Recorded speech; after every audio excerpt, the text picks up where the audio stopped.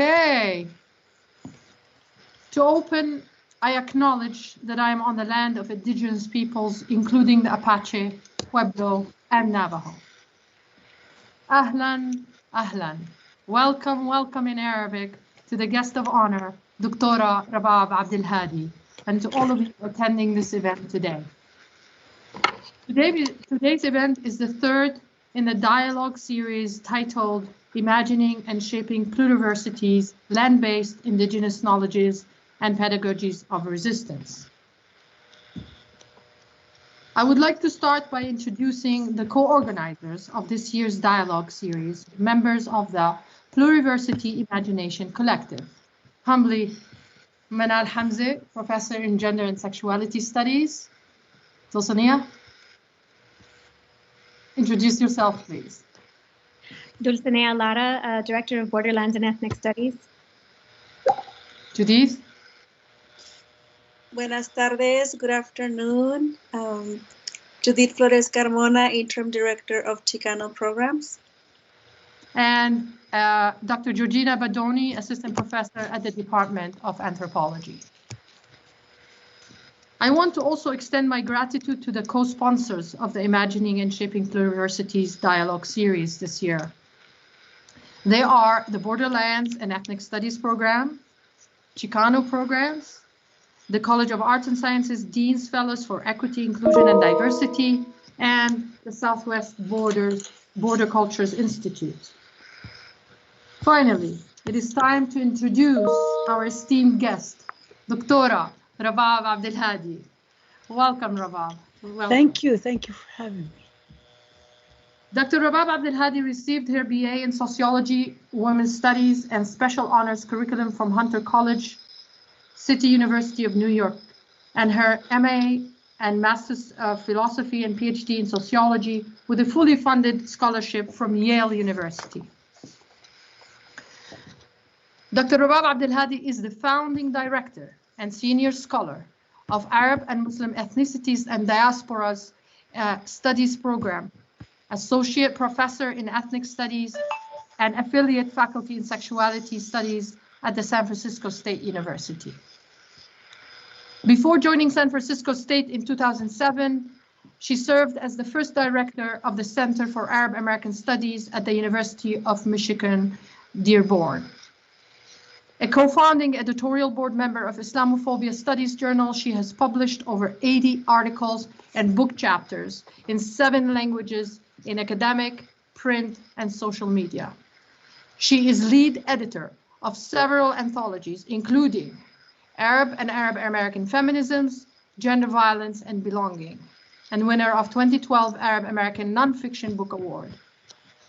Her intellectual contributions include tens of lectures, teachings, interviews, webinars, and open classroom focusing on the history, politics, and social movements in Palestine, Arab, Muslim, and Third World communities, Zionism and anti-Semitism, higher education, academic freedom, and freedom of speech.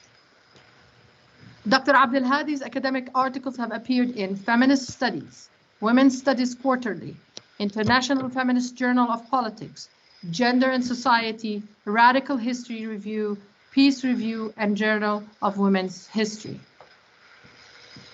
Professor Abdulhadi is the recipient of several scholarly and community honors and awards, too many to list here. Most recently, she was the recipient of the Georgina Smith Award by the American Association of University Professors. Professor Abdulhadi was the recipient of the Teaching Excellence Awards by Yale University, American University in Cairo, and San Francisco State. She taught at 8 international sites, including New York City, Hunter College, and Birzeit University in Palestine. She is a co-chair of Feminists for Justice for Palestine for the National Women's Studies Association. At San Francisco State University, she developed the Arab and Muslim Ethnicities and the Diasporas Studies as an academic minor with courses such as Palestine, Islamophobia, Civil Liberties, Gender and Modernity, Borders, Colonialism, Imperialism and Resistance, Arab Literature, Arab Media Images, and Arab Revolutions. She also co-organized and led several delegations to Palestine, including the Indigenous and Women of Color Feminists, the 2014 Academic and Labor Delegation, the U.S. Prisoner Academic Labor Solidarity, as well as Teaching Palestine, Pedagogical Praxis, and Indivisibility of Justice in March 2018. She has also co-led Palestinian support for Idle No More, Justice for Michael Brown, Movement for Black Lives Standing Rock, Mauna Kea, and the American Indian Movement. She's actively involved in movements of immigrant rights, opposition to the Muslim ban, redress rights for Japanese Latin Americans, Jewish anti-Zionist groups, peace and social justice movements, including gender and sexual justice in Palestine and other Arab and Muslim communities. So before I pass on the mic to our esteemed guest, I would like to note that yesterday was Palestinian Land Day.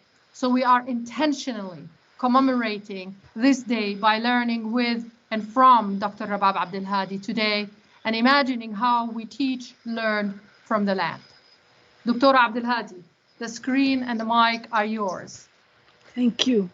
I begin, Masal Khair, buenas tardes, good evening, marhaba, salamat, and in so many other languages. I also acknowledge that San Francisco State sits on the stolen indigenous lands of the Ohlone people. I also want to honor the fallen today everywhere, whether they are people who are falling here as a result of anti-Asian violence, people who are falling at the borders, people who have fallen during the before and after the uprisings for Black Lives Matter, and people for Palestine and everywhere around the world. I want to thank you for hosting me and congratulate you for actually being chosen by the National Advisory Board for the Chicana Latino Studies Journal. This is amazing, and this is really great honor. We can talk about it more. What I want to do today, I want to speak in response to your call, in the spirit of call and response, for a dialogue series. I will put dialogue in parentheses because it has a particular context in Palestine, but we can speak about that. But I want to, you issued a call to imagine a pluriversity in our lives and on these borderlands, and called for decolonizing university institutions and shaping a process of knowledge production that is open to all sorts of epistemic diversity. To do so, I want to start by situating myself. Then again, in the spirit of the critical dialogue and call and response, I will focus my remarks on 4 or 5 issues, depending how we do with the time, because I also speak, that allow me to ground my discussion in both history as well as current headlines, as I discuss how Palestine connects to ethnic studies, what pedagogical praxis means here, and why even bother with the indivisibility of justice as a conceptual framework for scholarship, pedagogy, advocacy, and public engagement. So let me first situate myself. Thank you so much for introducing me that way. I define myself as a diasporic, transnational, a feminist, scholar activist who lives in the here and here. So for me, home and homeland are always constant, whether it is Palestine or the US. I'm constantly in the both places, irrespective of where my body might be at a particular time. I grew up in Nablus, which is dubbed the Mountain of Fire by Palestinians. You know, I mean, it is a defined city, but a lot of Palestinian cities and towns are villages and communities are defined. I grew up under Jordanian rule as well as Israeli occupation. I was nurtured and surrounded by parents, aunts, uncles, and a strong community, and not only kin, who've really nurtured me and taught me to be who I am. I see Palestine as transnationally imagined. I also, my feminist praxis and my feminist commitments and support gender and sexual justice in Palestine as part of the indivisibility of justice that has been most recently articulated on March 15 by the Palestinian Feminist Collective statement, in which we do have some discomfort with the term feminism. I will leave that.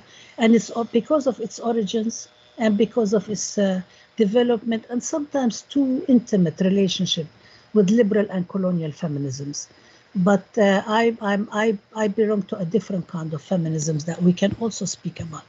And to ground my in the spirit of dialogue, as I said, I want to ground my talk in 5 or 4 issues for today, because I think it's really important for us, and was also while we're paying attention to the question of language, to the question of actually speaking in different spaces. I'm not going to be talking a lot in Arabic today because this is a different context and it takes a lot to translate.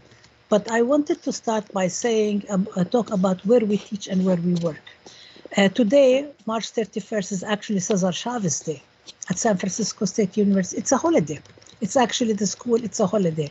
And it's a holiday because actually due to student organizing and activism, not because the administration came and gave it to them. And we also have a Cesar Chavez Student Center, which is also a result of student organizing. We have several murals. I show one of them. Jonathan, if you could just show it, one, which has the Malcolm X and Cesar Chavez next to each other. And it is from a recent one, because I don't have time to go into all the murals, but we have a mural representing the indigenous communities organized by Skin Student Council for Intertribal Nation. We have a mural for the Indian community, Indian Pacific. We have a mural for the, I said Malcolm X and Cesar Chavez. We have a mural for Pacifica Island Asian, and we also have a mural for Palestinian mural, which is this one for Edward Said. The picture you see honoring Edward Said actually that is not the mural that is there now. If you can look at the picture, there is a picture of the little Palestinian child, Hamdallah, who's bearing witness to history, holding a pen in one hand in significance of the Palestinian writer Ghassan Kanafani, who was assassinated by an Israeli intelligence squad, because he said, my hand is my pen is my sword, my art, my writing is my, and then in the other hand he's holding a key that written on it Al-Auda, return. And it's really important because yesterday was the land day. It also was the start of the Great March of Return 2 years ago in Gaza while we were in Palestine. On the same day, actually, we were in Palestine in the Day of the Land. I can elaborate a little bit on that, but I don't think we're going to have too much time. But again, in the spirit also, Cesar Chavez actually called for boycotting structures and institutions that were unjust. And his quote is, he is quoted in the statement by the National Association for Chicano Studies statement in 2015 in solidarity with Palestine that was specifically issued in the conference in San Francisco. It came right after the Israeli big war on Gaza in 2014. It's very relevant to teaching Palestine because it also speaks about the need to engage in archival and historical research. Because one of the things about the Cesar Chavez, which is actually not well known now, there is a lot of discussions around the Filipino workers who were working with him, but there isn't discussion about the Yemeni workers who struggled with Raja, and actually one of them, Nagi Daifallah, lost his life. He was martyred as he stood in front of Cesar Chavez and was killed. And so and we actually found out about, I didn't know about this, but in 2007, when I started at San Francisco State, we organized a workshop called Mapping Arab Diasporas. And one of our community members, Comrades Munad al-Hirzallah, who was one of the trade union organizers, brought along with him Sheikh Abdullah, who has long passed. And Sheikh Abdullah was one of the comrades with Nagi Daifallah. And he had a big banner about Nagi Daifallah. And he actually spoke about what happened. And we have the video. We have actually the oral histories. We were archiving as we're going along. And it's really, really important to mention that actually this is mentioned now in the statement by Black Student Union, Third World Liberation Front, strike veterans from 1968, as they wrote a statement in support of Arab American Studies, Palestine Studies, Muslim American Studies towards the California Ethnic Studies curriculum that has been now fought due to the white supremacist right-winger and Zionist groups who would like to actually erase that from it in the spirit of decolonizing the curriculum and the spirit of 68. The second items I wanted, and I'm moving towards things which we can stop and discuss more, but I think a lot of the audience probably know about this, but this is also why we're here, to expand and discuss and elaborate. There were also 3 items that I wanted to choose from today's headlines. I'm an avid reader of the New York Times. I hate the subtext, the way that paper actually writes narratives of colonial submission, subjugation, and then at the same time this is the paper that is supposed to be fit to all the news that fits to print. And one of my older comrades who had long passed, Ilan Bevrat, may he rest in power, used to say all the news that's printed to fit instead of. But in any case, there was a big story today about Vil Makari, 65-year-old Filipina immigrant, who was attacked and beaten on Monday in anti-Asian violence, racist attack. She's in the hospital with a broken pelvis today.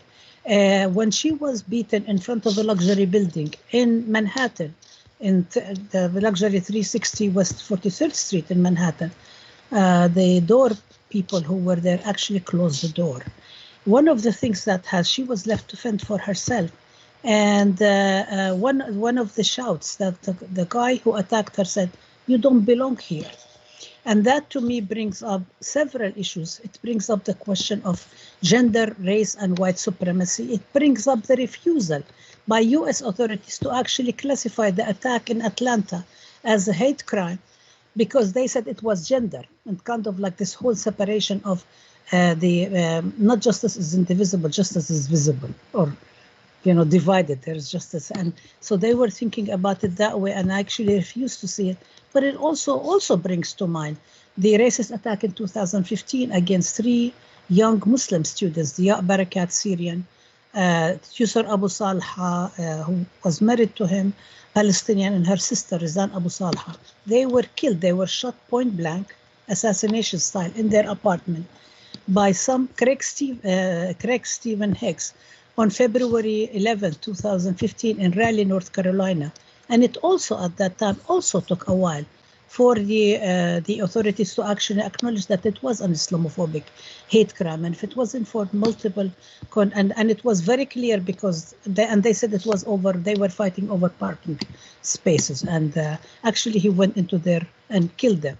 And one of the issues that comes up here, which is very interesting, is because Hicks was quoted multiple times in the papers, New York Times and elsewhere, saying that he supported women's rights, he supported the queer rights, he supported the abortion rights, and so on. He was an atheist, i.e., this is the whole question about Islamophobia and so on should not be there, because the Muslims are constructed as extremely homophobic, extremely misogynist, extremely sexist, and so on. And this is some one of the things that we, can speak about. The other issue about it, and I think this is one of the, if you can put it, brings up 2 questions from my own experience around the racist attacks that we've heard a lot from Trump and company. And it's with us, even though Trump is no longer in power, it is with us to stay, that told Rashida Tlaib, Ilhan Omar, and other Congress people, go back, engage in racist attack against Mexicans, Muslims, Haitians, and Africans. And if you can see, there is an email that starts with an F, if you don't mind showing it, that I actually received in March 23rd, 2018, which is very interesting. Actually, we were on Palestine at that time. It was the 3rd day of the Teaching Palestine trip. And can you show it, Jonathan, if you don't mind? I don't know if it's being seen. It's the email. Let me just tell you where it is. It's keep going down. It is the number 15 slide. It's titled, "Why don't you quit your job and go back?" I'm not sure if you can see it. Yeah, this is the one.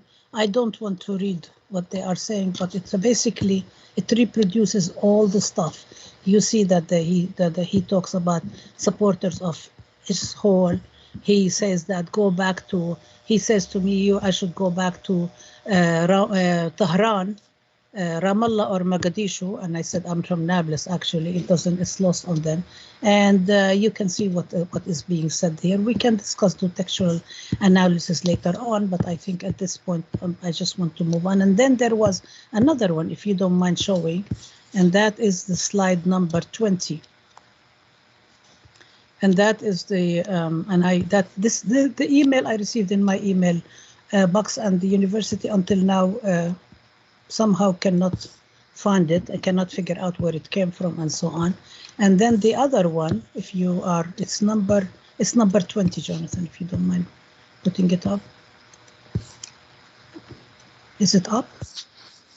Yeah. And I'm just going to leave people to see what it is. This is the slide. Is it up there? Because I can't see both things at the same time.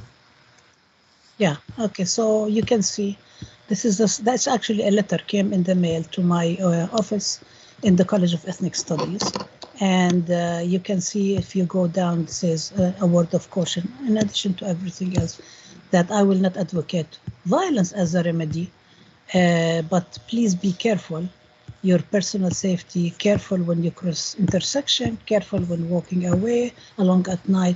And I believe what provoked it, what the context at that time was that on June 30th, and if you don't mind showing slide number 19 and slide number 18. On June 20th, on June 30th, 2019, there was a very big queer liberation march in New York, and I went and marched in it. It was the 50th anniversary of the uprising in Stonewall, and I posted that banner, the one slide 19. It was actually carried by Queers Against Israeli Apartheid, a group that I think half of which are Jewish, although what your identity and so on is not, it's your commitment to justice. I marched in that, and I posted it on my Facebook page. I also posted slide number 18, and I actually conducted interviews with many of these young trans Jewish kids who were in there, and I've asked them questions, and it was live.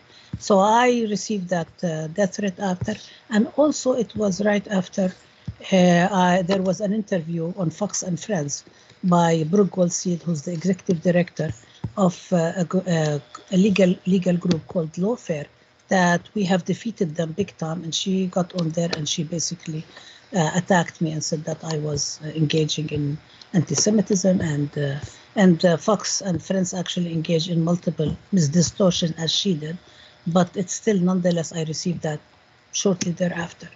The third point I wanted to talk about from the headlines is what's happening with the Jaw Floyd trial.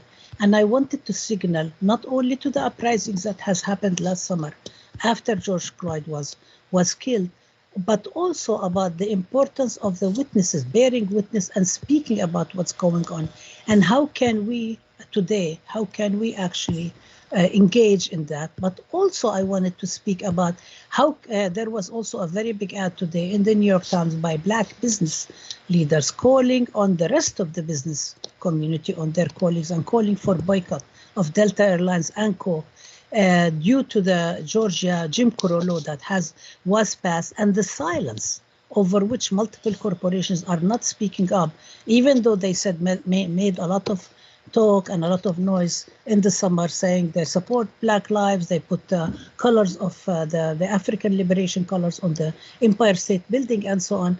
But now when it comes to actually speaking about something that is part of Jim Crow, there is no discussion about it. So it also speaks about the whole question of what does it mean for us to think about the question that justice is visible. I know I had 20 minutes, Manal. I have like 2 large points to speak about that are related to the day. I'm okay. Yeah, okay. So then the next big point that you spoke about, Manal, it was also yesterday, the Palestinian Day of the Land. And we were in Palestine at that time, attending the major activity on the Day of the Land. It was actually today witnesses the last day of the delegation. That's on March 31st, 2018, we crossed the border from Nazareth into Jordan. And we went to the Day of the Land the day before. We went into honored the martyrs, 6 Palestinians who were killed. And at that day also, it was at the same time when we were driving from one place to the other. We drove from Nazareth. We met with the Palestinian member at the time of the Knesset, Haneen Zoabi, who was subjected herself to multiple racist, misogynist attacks, and also was silenced by her own colleagues in the Israeli parliament. We met with her. Then we went actually to Sakhnin, which is the village where the memorial to the martyrs is there. And by the way, a lot of the stuff is in a Facebook page that I posted yesterday. It's public. People can actually check it out because I don't think we have enough time to get into all of it. But we march, and we march with all the Palestinians. We met with the Palestinian activist Fathiya Hussein, who works at Adar, which is the Palestinian Center for Legal Rights, and monitors what's going on. And we marched from Sakhnin to the village of Arabe, where there was a huge tent, and it was actually organized. The podium was given by the Mahmoud Darwish, the late Palestinian Mahmoud Darwish poet, his center, cultural center. We marched there, and there was a lot of the songs that were playing there that was really important, were a lot of written by Palestinian poets and resistance literature. And there were many thousands of people were there. But at the same time, this is what was really important. At the same time, there was the Great March of Return on the borders of Gaza, who had just started, and the people who organized the Great March of Return intended it to coincide with the Day of the Land that marks the day on which in 1976 Palestinians organized a huge rallies throughout Palestinian communities, what we call the 48 areas, in reference to Palestinians who are today Israeli citizens who were not displaced in 1948, who remain there, and whose lands is being confiscated day in and day out all over, continued until this very day. And the Great March of Return wanted to connect and show that there is a continuity, let's say, in Palestinian imaginary, in Palestinianness, what I call Palestinian, and belonging to the community of Palestine that thinks about Palestine in terms of justice, not in terms of constructing boundaries of narrow nationalism. They organized that at that time. And then the whole question of actually thinking about this, because this was the delegation it was the Teaching Palestine delegation. And we specifically started this project, Teaching Palestine, because 2017, 2018 was marked several occasions, several anniversaries for the Palestinians, and also several anniversaries that we thought were really, really important to think about and to commemorate, as well as thinking about them in comparative and contrasting manner to histories elsewhere in the world. For example, the 1968 strike at San Francisco State University, that if you can actually show picture slide number 8 and slide number 9, which is shows about the strike in 2016. Strike number 8 actually shows one of the leaders of the 1968 strike, Terry Collins, who was one of the leaders of the Black Student Union Third World Liberation Front, and actually last week spoke at our event. And this is, and then if you can actually show slide number 7 in a minute, this is what we were actually speaking about, the spirit of 68.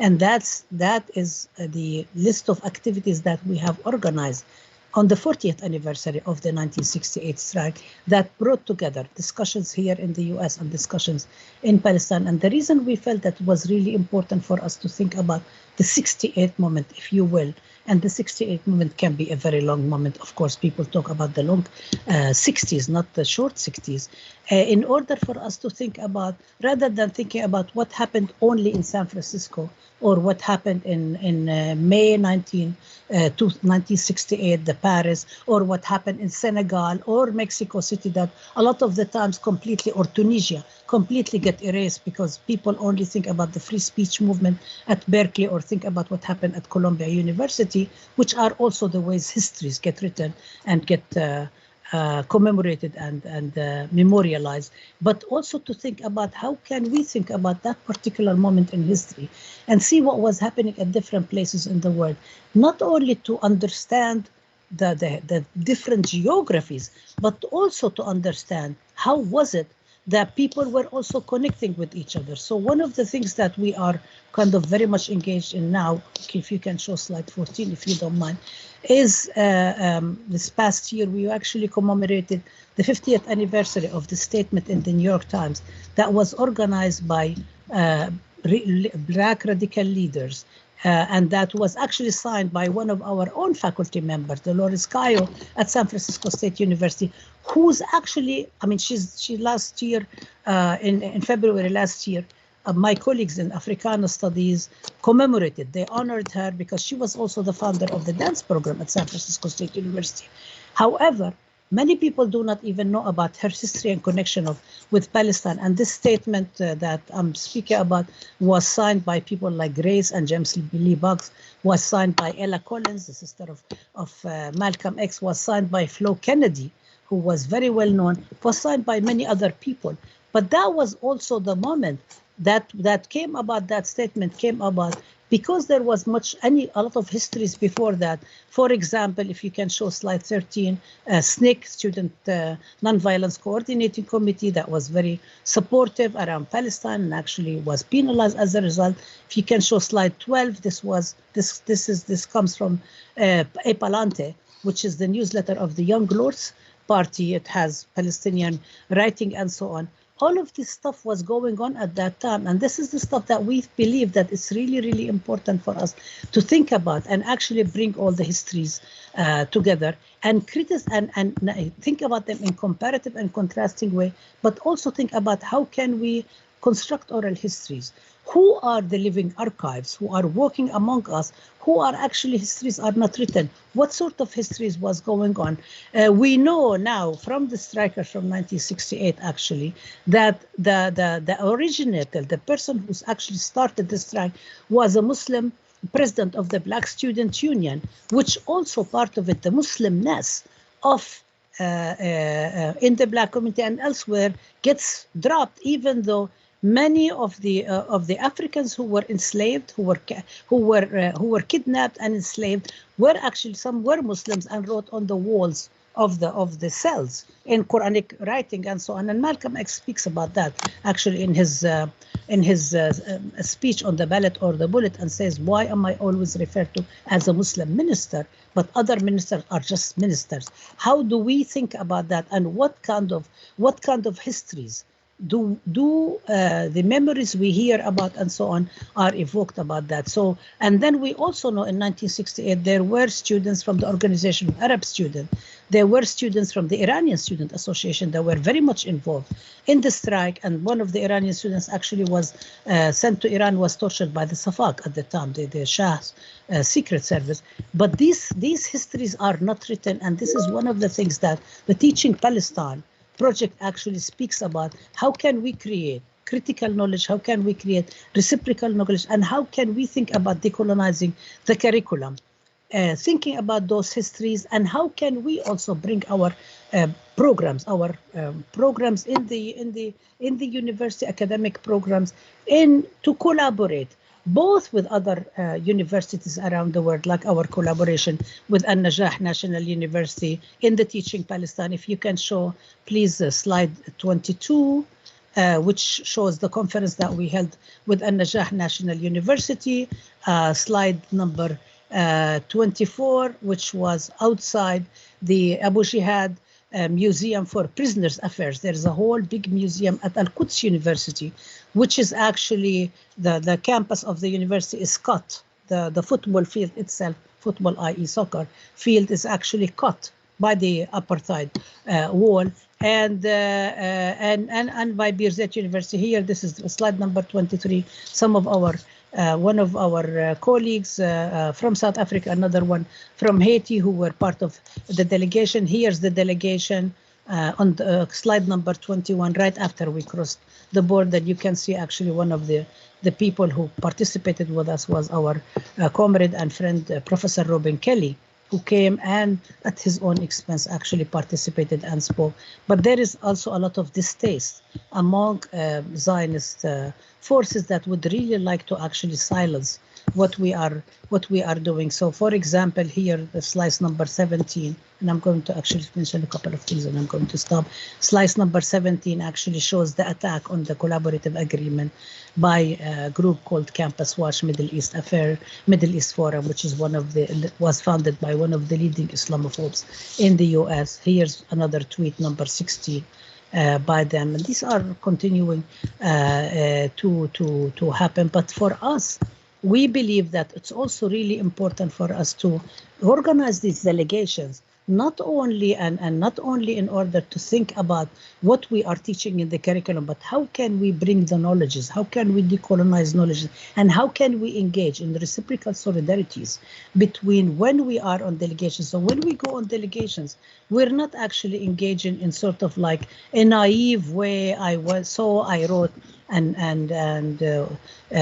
but actually in reciprocal solidarity in which participants in the delegation also bring their own knowledges to Palestinian communities. Palestinian communities bring their own their own knowledge, and there is a critical solidarity between the two to think about how can we, while the borders and boundaries are very much grounded and are very real and are very physical and do dominate and control our lives, and we contest and resist against them, we are able to actually build solidarities, challenge this repression, and come together in order for us to think about which narratives exist, how can we actually resist the erasure of narratives of resistance for all our communities, and how can we actually engage in a conceptual framework of the indivisibility of justice that says that justice in for Palestine, gender and sexual justice, climate justice, justice for immigrants, justice against anti-Asian violence, against anti-blackness,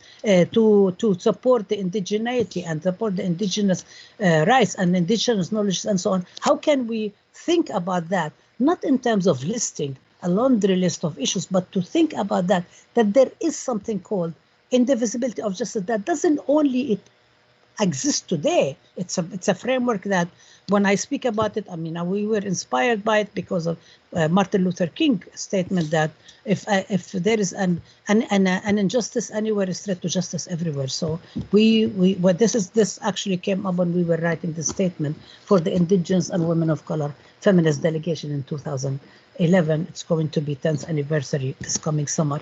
But that's why we talked about the indivisibility of justice. And that's why we're talking about it today. But also, how do we think about it historically? And how do we think about it comparatively? And how do we also bring the classroom to be open to multiple communities to participate in?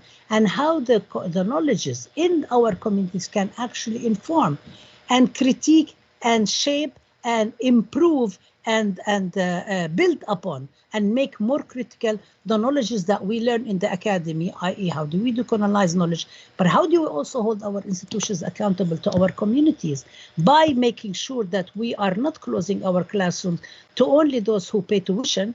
And it's, in our public institutions, we know that this is paying tuition is a very loose term, because we know our students are on multiple financial aid and worrying about multiple things on their, in addition to other pressures. But how do we hold ourselves accountable also as scholars? What is the role of the intellectual here? And how do we hold ourselves accountable? And how do we engage with each other towards the indivisibility of justice that actually can build a better world for all of us? And I'm going to stop it. Thank you. Shukran, Dr. Rabab Abdulhadi. If we were in a big lecture hall, I know people will be standing up and saluting you, Rabab. Very honored. My mind and heart are buzzing. So if I may, to use the rest of the time, I will, if you don't mind, begin to ask the first question. In your 2019 article in the Journal of Feminist Studies titled Israeli Settler Colonialism in Context, Celebrating Palestinian Death and Normalizing Gender and Sexual Violence, you write, quote, that you offer a theoretical framework for understanding the relationship between settler colonialism and dynamics of gender and sexuality, focusing on the violent regime of visuality that pervades Israeli colonizing publics and its intrinsic linkage to the military and the state. Would you elaborate on this framework and help the audience to understand what you also say, quote, violence is inherent in settler colonial regimes, of which Israel is no different. And yes. You also state the racialized and Islamophobic violence enacted by the US and Israel as settler colonial states clearly demonstrate how gender and sexuality have been instrumentalized. Okay, so let me make 3 points here, and people are welcome to actually look at the article and look at the images there. One is that I was talking about the whole question. I wanted to demystify settler colonialism and the US state, because the US state is constructed as a normalized state, and many people actually, this is newer, after January 3rd, almost coup in Washington, D.C., there were a lot of people saying we want to regain our democracy. And I wanted to, at the time, I was talking about something that we can also problematize, that democracy, regain, and our, at least 3 different points, right? And when people say regain, I want to actually go back, and I was trying to in the article, but there isn't enough space, as you know, in any one article to write about that. I really wanted to challenge the settler colonial regime of the US, and I wanted to compare it to the Israeli settler colonial regime, and I wanted to also establish that Israel is a settler colonial regime. Israel is not, quote unquote, normalized as people want. It's not even a classical colonial state. It's a settler colonial state. And there is a very big difference between the two, between the European, and one of the things we actually take up in our classes about the whole question between, there is a nuance difference between colonialism, classical colonialism, and settler colonialism. Settler colonialism actually seeks to genocide, to repress. Colonialism does too, and pillars and all, but there is something about settler colonialism about displacing and erasing the indigenous population, because if you don't do that, you cannot justify the project. You cannot just come and say, you know, God told me. It's not enough to say that. At some point you run out of that, whether you're talking about 1492 with the settler colonial project in the Western Hemisphere in the Americas, or you're talking about Israel, you can't, or you're talking about South Africa, by the way, formerly Rhodesia, South Africa, and so on. God told me. You can't say that, because at some point you run out of it. At one point, colonialism was supposed to be a good word, and the discussions between Herzl and Herzl, who was the founder of Zionism, and Rhodes, who was the founder of what was called Rhodesia, Zimbabwe today, we're having these discussions. Rhodes was very much interested in the anti-Semitic project of getting rid of all the Jews of Europe, getting rid of them. We don't want the Jews. Europeans were saying, we don't want the Jews among us. And Herzl said, okay, we can actually try to get all the Jews in one place and do. So there was a settler colonial project that was, Zionism at that time was only one response to anti-Semitism. It wasn't all the responses. It was actually reinforcing anti-Semitism. So that's in terms of settler colonialism. But also there is a lot of discussions. Jabotinsky, for example, talks about the Sioux of the Sioux nation in the US and says, this is the Palestinians love their land the same way of the Sioux do in North America, but he doesn't say it in a positive way. But there is, so that's one of the things that I think it's really, really important to demystify the settler colonial project in the US and say, this country was established on the genocide, was built on the bones and the indigenous communities, was established on the kidnapping and enslavement of Africa, was established on the exclusion of Chinese workers was established on the manifest destiny, on the exploitation of Latinx people, was established on the expansion, continues to be so, and I can continue going on and on and on. But this is one of the aspects of it. The second aspect of it is to think about visuality.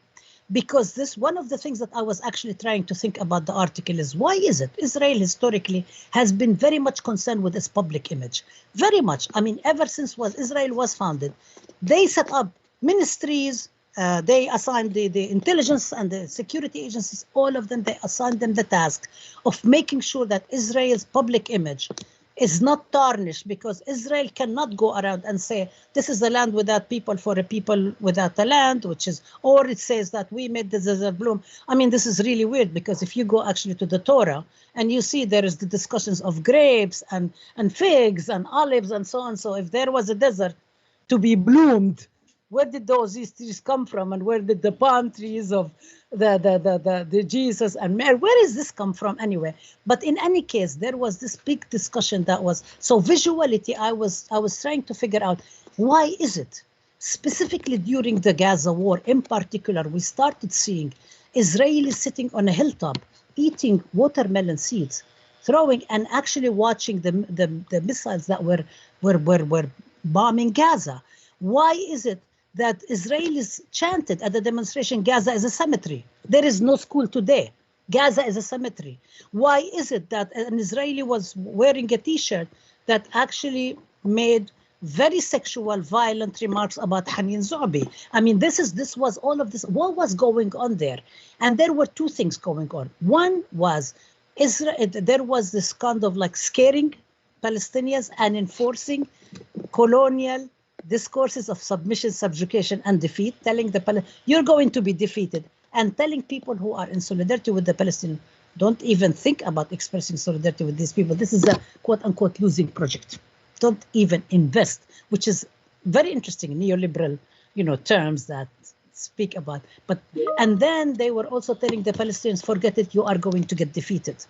And this was again and again the propaganda. I mean, they dropped flyers, leaflets on top of Gaza, telling people don't support resistance against Israeli bombing. And this is, you just really need to just go fend for yourselves, okay?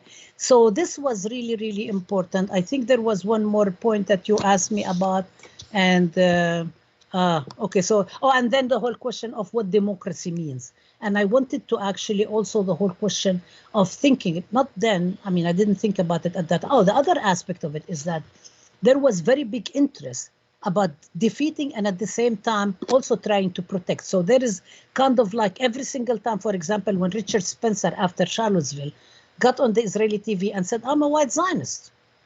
I'm a white Zionist. You should really support me and so on. There was a lot of rush in Zionist circles to kind of eliminate that and try to present Israel as the gay haven, as the gender equality haven, as the climate haven. And yesterday, I just want to say that was really interesting. On the Day of the Land, the U.S. campaign for Palestinian rights actually was able to defeat the Jewish National Fund that was claiming that U.S., because they supported Palestinians and so on, they were engaging in climate destruction. And so yesterday it was defeated. The judge threw the case out of court and said that, told the Jewish National Fund, I mean, please, he didn't say that this is a quasi-state apparatus that actually engages in taking over Palestinian lands. And we were in 2018, we went to a Palestinian village called Hiran in the Naqab, in the south of Palestine.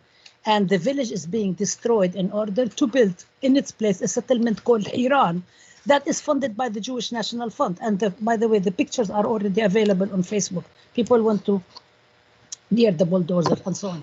So there was this kind of like puzzle, this kind of dilemma, contradiction for Israel. On one hand, it wanted to tell Palestinians, we're going to defeat you, and wanted to tell the world, don't support Palestinians. On the other hand, was very much interested in protecting its image. But with the whole question of social media, with everything out there, and with the extreme radicalization further racism, or however we want to call it, in Israel, it's very difficult to hide these things. So now people are seeing what it is, and all these attempts to actually greenwash Israel or pinkwash Israel or gender wash Israel or whatever doesn't work. It doesn't work anymore because the Zionist agenda is very much in hand with the right-wing agenda. And the one, I would just say one more thing, is that the congressman who attacked me and my colleague Tomomi Kinekawa for the webinar that we had on September 23rd with several international figures, including Leila Khaled, is one from Colorado Springs. All his agenda is right-wing agenda. People can go and check it. The lawfare, the executive director who said, we're going to make Palestinians pay and we're going to exact massive punishment, who sued us and failed big time, okay, and they was defeated, actually attended the White House with Trump. I mean, this is the kind of connections that this is what Zionism is all about. I think they can try to kind of like make it look better, and so on. You can't. It's a settler colonial project, and this is what it's all about. And that's what I was also trying to prove in my article. Yeah. Thank you, Dr. Rabah. Now I want to pass it over to my colleagues, Dr. Judith Flores Carmona. The floor is yours to ask another question.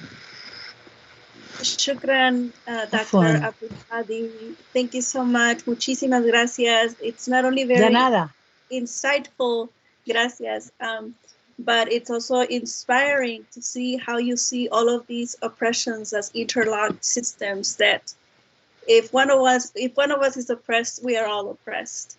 So I stand with you in sisterhood and in solidarity. My question to you is, how is your Palestinian scholarship, pedagogies, research, and activism connected to indigenous, Chicanx, and borderlands epistemologies? Okay. So thank you so much for your question, and muchísimas gracias. Como plaisir. My Spanish is not as good, but I try. But I think so there's multiple things. One is that I think it's a whole question of indigeneity. Indigenous studies, indigeneity, thinking about indigenous, centering the indigenous at the heart of discussion. So we're always saying, who's at the center of analysis? So I was speaking a little bit about the silencing of the webinar and so on, and we always kept asking, why are you so afraid of the narratives of Palestinian and other narratives of resistance?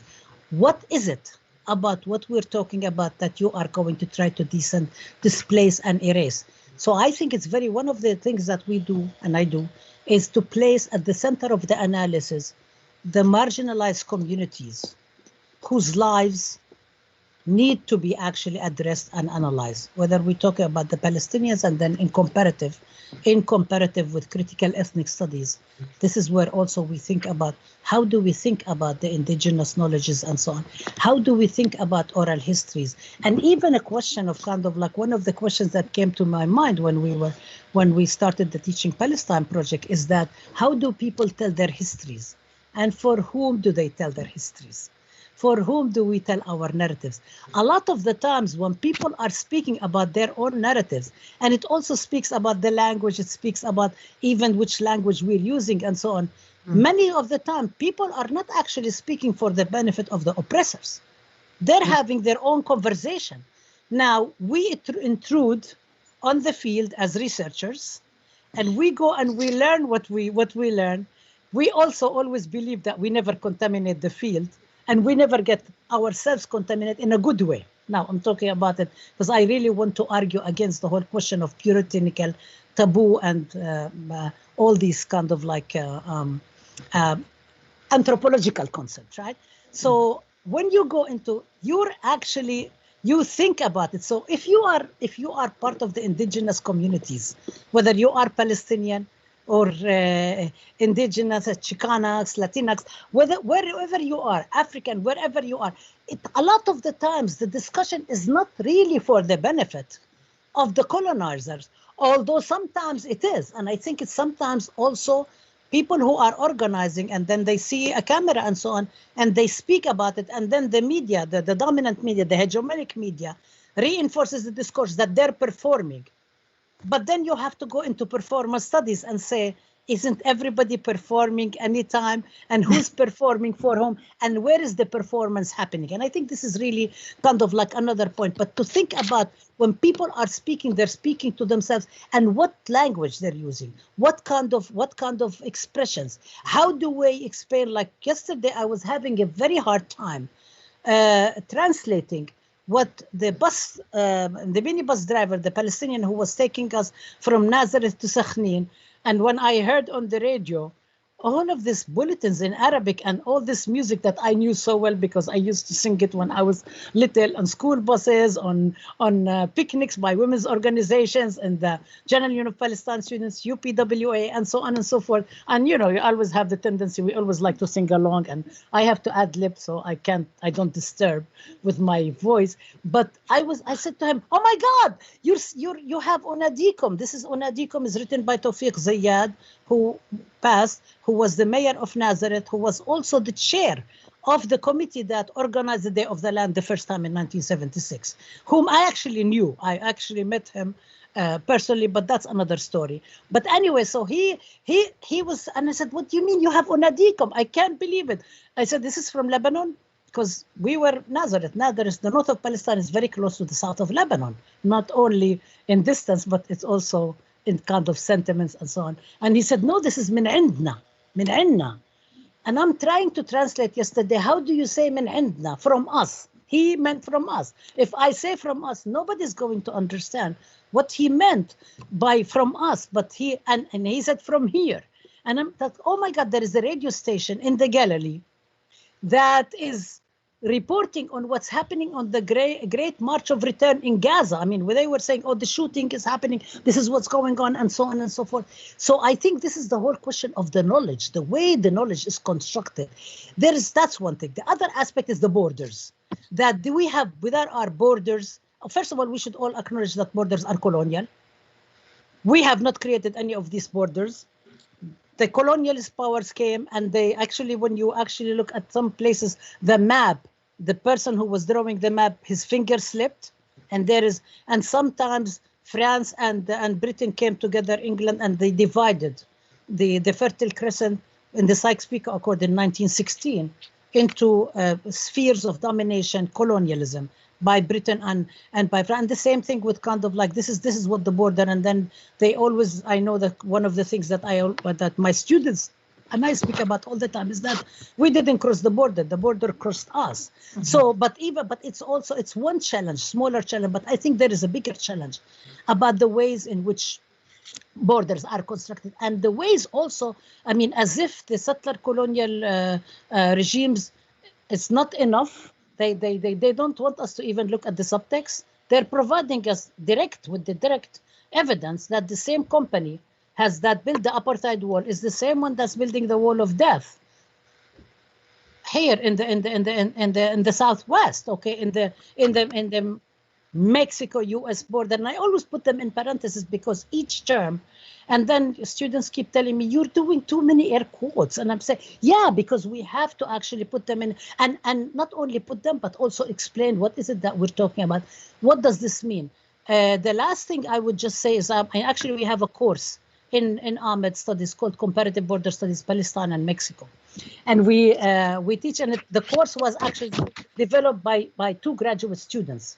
And I mean, I was very much for it, and it was something that came up again and again in Palestine, because one of the earliest delegations I'm official in 2005 when I was in Michigan, it immediately came after the West Bank itself was divided into 64 districts, that if you wanted to cross to just go to the hospital, if you wanted to cross to go to school, you cross at your own risk, and many people were killed and shot.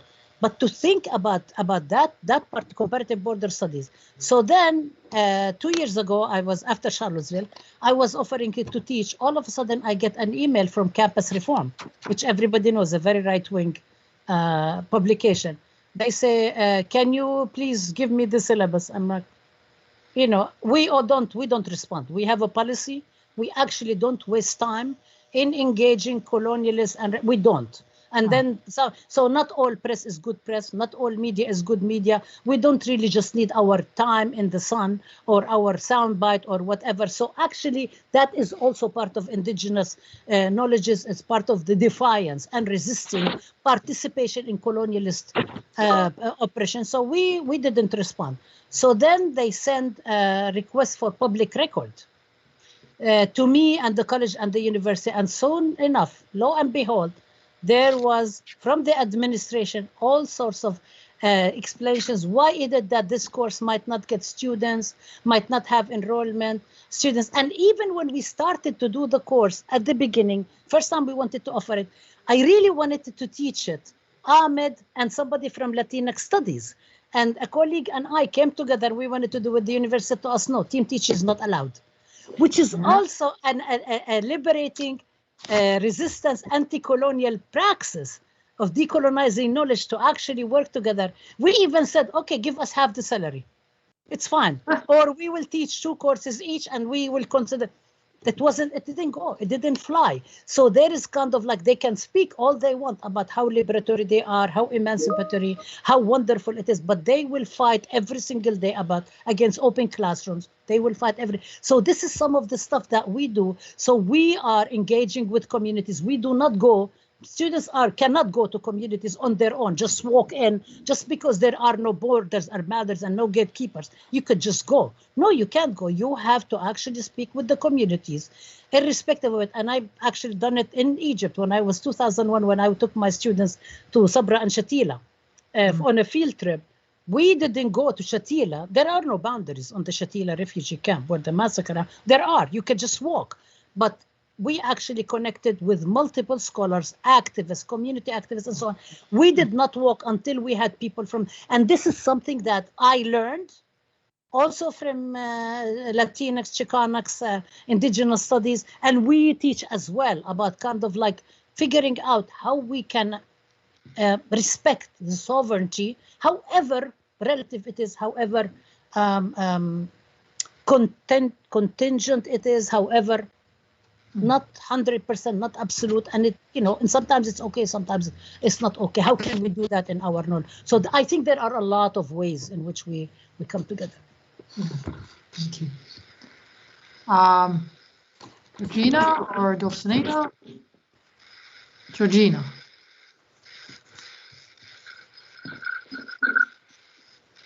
Dr. Badoni, you're on the mic. Hello. Hello. My question is, the organizers of this event are calling themselves the Pluriversity Imagination Collective.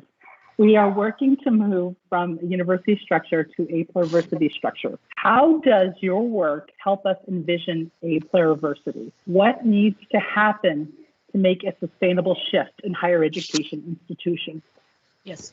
I think one of the things that we have been doing in Ahmed Studies, and I have to preface it by saying that I know Dr. Hamza did not mention that part of my bio because it's a lot, but I come to the university from activism.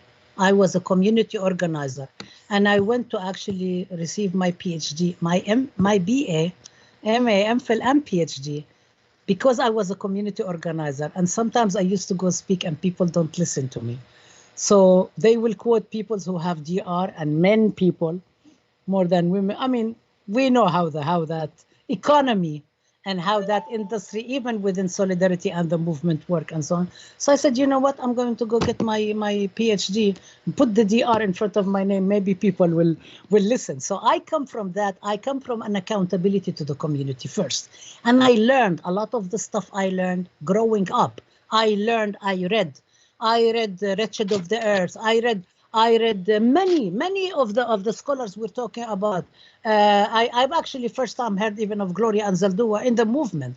I didn't learn about that when I went to school. This was all before in the movement, in organizing. In the 80s, I was very much active in the New York area and on the Northeast and with many people. And so we used to build so many, and we continue collaborate and actually draw on a lot of these connections. Right now, even asking people to participate in our open classrooms, come to speak to, the students, guest speakers. We've done this all along from the beginning of the Ahmed Studies program until today. But I also believe that it's really, really important not to use this whole question of indigenous knowledge, of community knowledge, of grassroots knowledge emptily. I think it's really important for us to practice it and to hold ourselves accountable. So sometimes activists from the community, leaders, elders from the community, which we learn a lot from, and most of the writing, the work that people do is built on the lives of the communities, on the organizer. People don't wake up and they say, oh, I learned social movements and now I'm writing a book about social. You really learn it from the hanging around, learning. And I learned a lot of things from my elders, and as one of my very good friends, Margot Okazaware, who is one of the writers of the Combahee River Collective, always says, we stand on the shoulders of others. I mean, we don't come by ourselves. So I think it's really important for us to be humble, number one, to kind of like not always claim that I really discovered it. I mean, we know the whole question of discovery is also a very problematic question, and it's not even accurate, right? But also that there is a lot of things that we build on knowledges. We build on each other's knowledge. We learn from each other. We teach each other. We co-learn with each other. We learn from our elders. So when we invite elders to come to speak in the classroom, and we do open classrooms, and one of the times my dean told me that the classes are only for the students. That's what you think. That's not what I think. But it's actually in a very serious manner, and we always combine people who are activists who define themselves only as activists and say, I'm not an academic, and they're actually not academics. And people who are academics that say, I am not an academic, but they are academics, which I don't really know why is that the case, because if you decide to go in the academy, you might as well work and decide that you're at and do what you really need to do and not keep apologizing for it. I mean, we have a resource. We are at an institution. We have a huge resource. We actually have access to things other people don't. And in this sense, I would actually maybe even draw on my Jewish comrades, anti-Zionist Jewish comrades who say that, I don't work for Palestine because I'm Jewish. But since I am Jewish, I have a double responsibility. And if I'm an academic, I have more of a responsibility to speak up, because I do have a strategic resource. I do have a certain privilege that gives me that am I doing it? The last thing I would say is that I think it's really, really important for us to always acknowledge where things come from, their origins, where they come from, and also open ourselves up to criticism. And sometimes we're not happy with the criticism we receive, but we have to take it. And if the people in the community say, you get this research, delete it, we delete it. I mean, it kills us, right? Because we work so hard on it.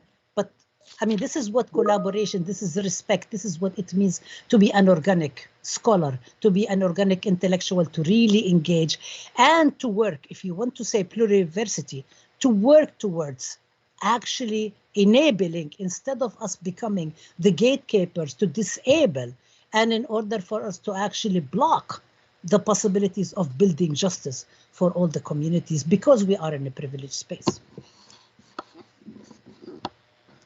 Thank you. Shukran. Dr. Lara. Thank you so much, Dr. Abdulhadi. I keep writing questions down and you keep answering them faster than I can think of it. But I'm gonna listen to this talk again. I've learned so much. I appreciate you. I'm from a town here along the border called Berino, and it wasn't until I was a doctoral student in the Bay Area that I learned that it's a colonia. Its federal designation is colonia, and there's colonias in Texas, New Mexico, California. It means colony. And I was in grad school learning about decolonization, realizing I'm from a colony. Mm-hmm. And so I just, we teach here, our students are mostly from this area, mostly from New Mexico. And I'm thinking about pluriversity. I'm thinking about the pressures that all of us have to fill our classes, right? And right now the critical consciousness raising is happening here. I see it, I feel it in the community, I feel it in the students. I just wondered, what are some strategies to really get this critical mass of interest and excitement going, because, you know, students find our classes here and there, and they take more classes, but we're in a very particularly colonized kind of place. And so I just wonder your strategies for this kind of enthusiasm that you bring for the indivisibility of justice, and what you can share with us. And also I'm thinking about things that we can share with the movements you're involved with. There's uniquenesses here in our borderlands too. And so if you can just speak to how you increase that consciousness with young people in particular. Well, thank you. Thank you for the question. Thank you for having me. Okay, so I'm going to say a few things, and I'm recognizing that we may be running out of time in like 16 minutes or something. I'm here if you want to extend, but I understand that we have a specific time. Okay, so one thing I think is that exchanging knowledge. I would just start with that. And I want to really go back to the delegations. And I want to go and I want to say, into delegations, we learn a lot. We grow with each other. We learn from each other. We learn from the youngest and we learn from the oldest. We've had people who are elders in the movement who were actually more energetic than the younger ones. I'm speaking, for example, of Hank Jones, who was on the prisoner delegation 2016. He will be speaking on April 17th, which is Palestinian Prisoners Day, and we're doing it in conjunction with Palestinian prisoner groups in Palestine. So he is going to be speaking. We have younger prisoners, older prisoners, and so on. But I'm also thinking about how do we learn and how is it that we grow with each other in those spaces as well, as we grow with the communities we visit and as we discuss with each other. So every single day, we had to have what we call debriefing. Every single day. People are very exhausted. We come back at maybe sometimes 10 at night. We're exhausted, but we sit down and we talk about it for many reasons. One is that knowledge is not across the board. And just because I'm the Palestinian who's organizing it and leading it and so on, there are a lot of issues that people in the delegation bring up that I do not know. I noticed, for example, through different delegations, that when we go to Naqab, people will say this is indigenous Palestinian. But when we go to urban areas of refugee camps, they don't think of it as indigenous. And I'm like, very interesting. And actually, one of my indigenous colleagues who was on the delegation noticed this. And so we thought we wanted to have a discussion about it because this is a colonial context and so on. What does it mean? Secondly, so every single time we had two conferences at Birzeit University and An-Najah National University. We had two academic conferences and we put out a call for paper and we did all the things that we need to do and so on. But at the same time, we never ever just go and do academic things. We connect with the communities, we visit with the community. We did the same thing when we were in Cuba. We did the same thing when we were in Vietnam. We did the same thing when we were in Andalusia.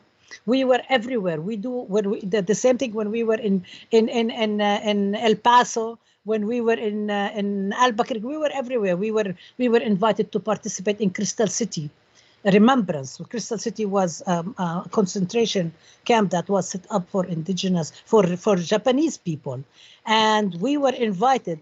And the town that hosted it, the Crystal City, actually is majority Latinx people who actually welcomed and said, come and let's talk. And they spoke even about like a lot of histories that we didn't even know about how organizers, how activists, one of the organizers were telling us how his grandma will actually feed the prisoners. And then somebody from the guards came and said, the prisoners, the people who were incarcerated. I mean, they were prisoners because they were in prison in a camp.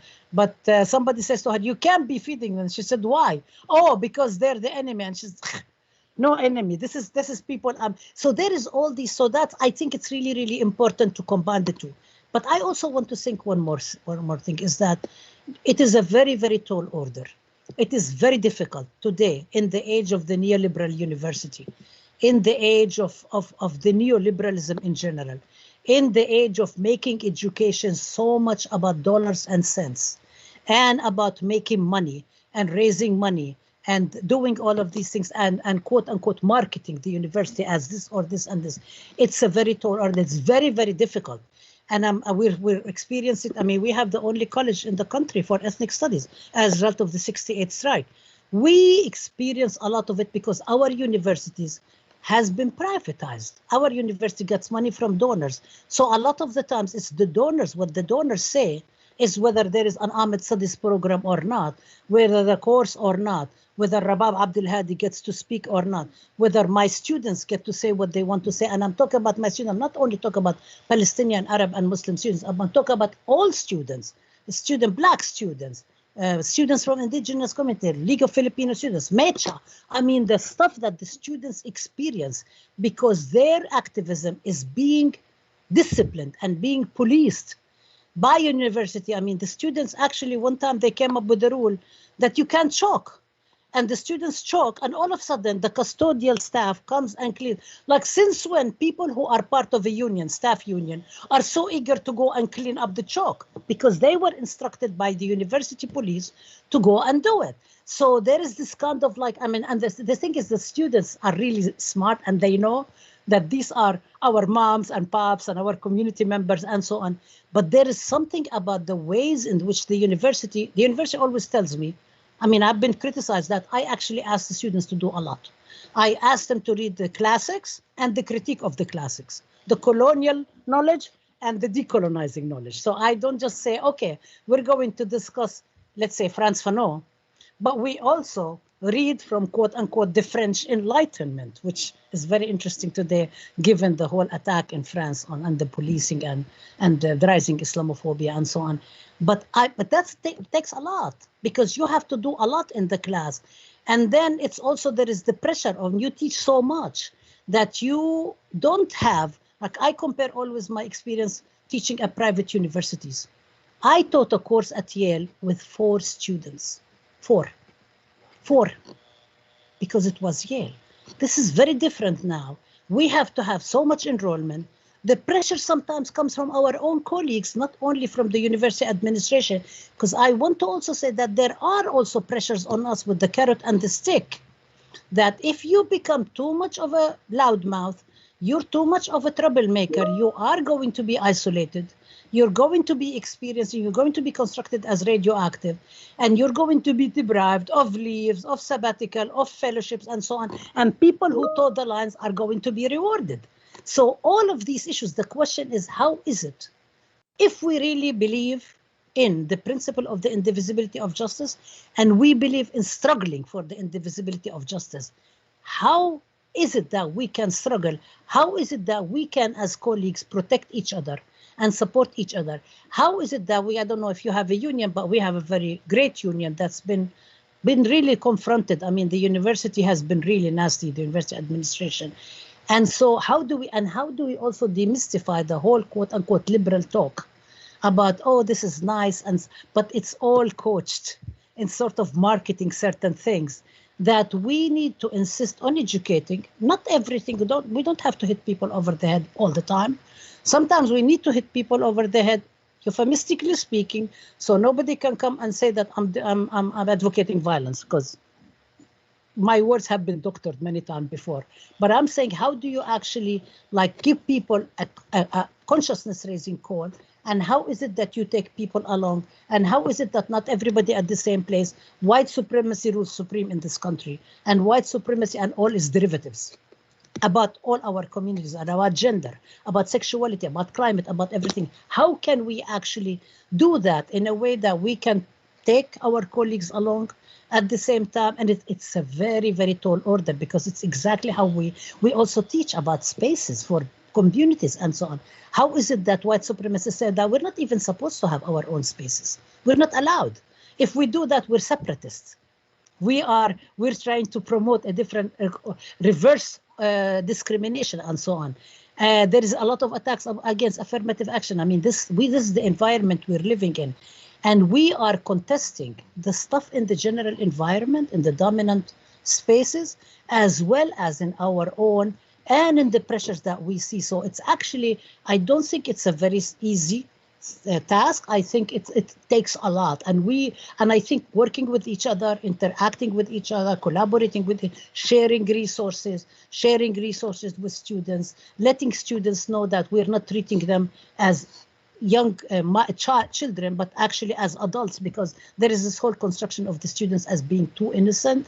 And so the universities a lot of the time say it's for the students. And we say, you know, the students are mature adults. They know exactly what they are doing. The students who did the strike, the students who led multiple revolutions around the world were also, some of them were even 16 and 17. I mean, we weren't even quote unquote adulthood and so on. So don't try to actually patronize the students and treat them as if they really don't know because you want to pass a particular agenda. Thank you, Dr. Rabab. I think we have a little bit over 5 minutes.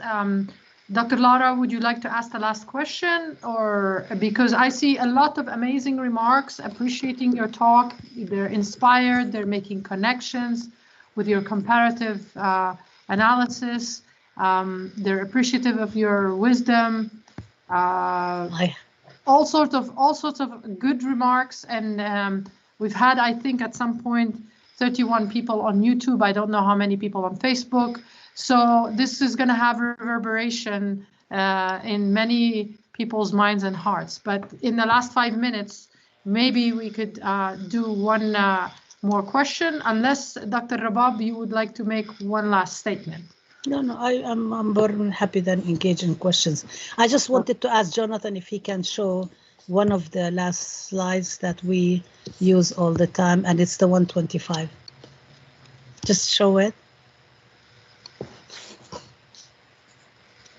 And if you can show number 10 and number 11 very quickly, and then we can move on. Yeah. Okay, and then, yeah, I just want people, yeah. That was number, I closed the screen. Number 11 and number 10. And the reason I want to show them, number 11, actually, if you see that, it's flipped around. But this is the sign that students held during the Defend and Advance Ethnic Studies, because there were striking teachers in Palestine. And the students at San Francisco State were aware of what's going on. So they weren't actually buying into what's foreign and what's quote unquote foreign domestic, which I find it actually very xenophobic. Okay, but they were conscious of a strike in Palestine among teachers that while they were striking at San Francisco State, they were expressing solidarity with. And so it was all the students, by the way. I mean, like, see, this is the students here, are some of them from Palestinian students, some of them from SKIN, some of them from LFS, some of them from Mecha. I mean, that's a different story that I'm actually working on, but and then if you can also just show the last one, this is the one, you see this, the one number 2, that's the, if you can see, that's the banner that students put up right after we were so much targeted by attacks. They put up the Palestinian flags and they put up statement from the student government. So the students are actually quite knowledgeable about this. So okay, yeah. I have so much to share. All right. Is there one more room for one more question, Dr. Lara? You know, you've answered so much already. I just want to ask you. There's this idea in ethnic studies that we have, you know, Chicana, Latinx studies, Native American studies, Palestinian studies, and can you just conclude by telling us how do we avoid that? How do we build solidarity? You called it critical solidarity. How do we build an ethnic studies program here at New Mexico State University that isn't about those divisions, but is about collective struggle for justice overall? Yeah, I think it's really important for us to combine the general with the specific. So I'm not suggesting that we actually scratch, because we have such a long way to go to teach about indigenous communities, about the Black communities, about Latinx, about Asian. We have to do that. We have about Arab, about Muslim. If we need actually maybe 1,000-folds the courses that we're teaching, and 1,000-folds. But I think keeping the rigid boundaries, just because 1968, by the way, the students were not asking for ethnic studies. They were fighting for something called College of Third World Studies. And their definition of the third word was not first word, second word, third word. They were thinking about third wordism, because they did not want to refer themselves as assimilated groups in the US dominant state, in the US white supremacist state. That's why they said Third World Liberation Front. And that's why, and you know, I mean, we continue to learn. Every time I sit with them and I learn from this record, there's so much more to learn and so on. So it is really, there's so much more we need to teach. We haven't even scratched the tip of the iceberg. But that does not mean that when we fossilize what the compromise that students had to achieve in 1968, in 1969 actually, with the university, because that's why the university called it ethnic studies, because they thought they can dilute it, right? I mean, that's why the university administration decided that they're not going to allow another 68 to happen. I mean, so this is why all the policing mechanisms, intellectual, critical, scholarly, pedagogical, there's all policing checkpoints that are there in order to stop. But I think that we need to preserve and support what is going on and not allow for that to be diluted. And at the same time, we have to engage in comparative, in solidarities, in criticals, come together, work with each other, and not allow the divide and rule. One more thing I would just say, with the attack now on the California Ethnic Studies model curriculum and the AB 1460, which requires ethnic studies, the Zionists, who are allied with the white supremacists, you know what they come to do? They're actually basically what they are saying. Some people are falling prey to that, but not everybody. Decide what you want. Do you want to have ethnic studies or you want to have Ahmed studies or Palestine? You need to decide what's going on. Some people are collaborating. And it has happened before. It happened in Ocean Hill, Brownsville. It happened when SNCC announced, and it happened with scholars who lost their jobs because they expressed solidarity with Palestine and so on. It is really about time. I mean, if it's late, past due, to actually not say that we are going to only support this at the expense of that. We refuse to pick and choose. We refuse to see the pie are so small.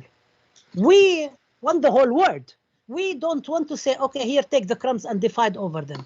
We refuse to play these games. We refuse to stab each other in the back, and we want to have each other's back. We want to be working with each other, not only because it's a principled thing to do, but it's also a pragmatic thing to do. I mean, it works actually for all of us, because divide and rule, it's always a colonial game that always worked for the oppressors. We allow that to happen. We allow somebody to get beaten up and not take the video, the camera, and take a picture of it. The trial of George Floyd's killer would not have been going on today. They would not have been witnesses if people had stopped and not said anything at that time. It would not have happened. It's not the first, unfortunately, not the first victim, not the last victim.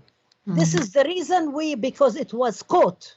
And there is also multiple building that has happened. A movement is growing and building on it. And that's what we need to build upon. And that's what we need to advance. And I think it's harder, but I don't think we can afford to do that if we really want to have a different world. Thank you. That is a good kind of closure for this first conversation with you, Dr. Rabab Abdulhadi. You say also in your article of 2019 in the Feminist Studies, you ended by saying, in the short run, the might of racialized and colonial violence could not prevail. In the long run, however, the concerted efforts of a broad-based grassroots movement that refuses to privilege one kind of justice over another will undoubtedly turn the tide of racialized and colonial forms of violence that afflict all human relations.